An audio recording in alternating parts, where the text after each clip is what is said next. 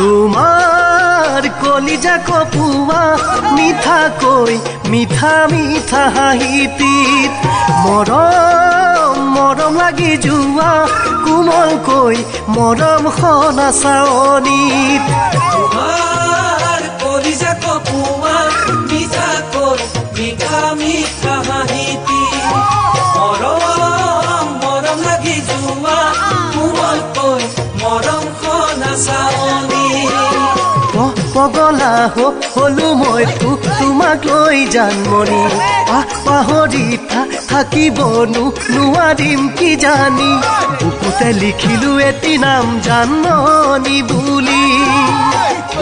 লিখিলো এটি নাম জানমণি বুলি